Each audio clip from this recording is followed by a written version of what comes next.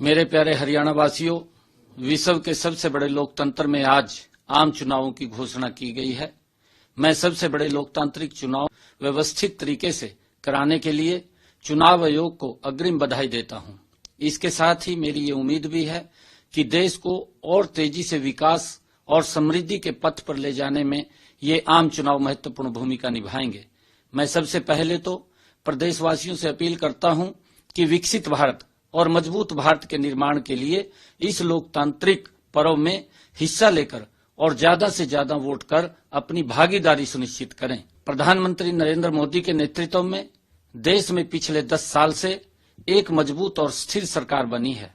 आज पूरे विश्व में भारत आर्थिक, सामरिक और सामाजिक शक्ति के रूप में उभरा है। देश में जो मूलभूत बदलाव का वादा 2014 में किया गया था, वो सभी वायदे पिछले 10 साल में पूरे हुए हैं।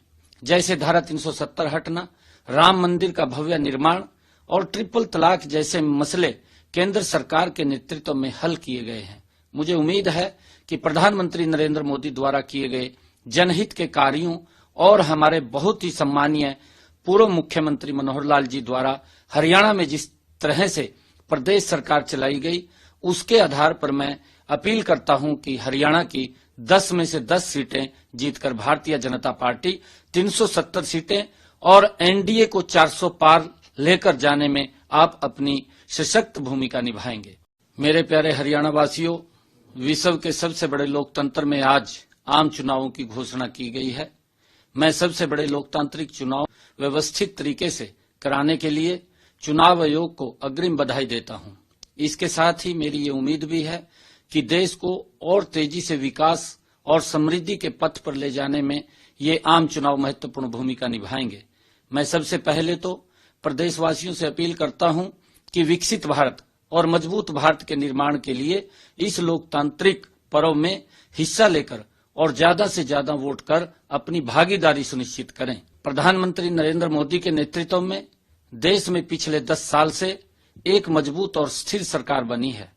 आज पूरे विश्व में भारत आर्थिक, सामरिक और सामाजिक शक्ति के रूप में उभरा है।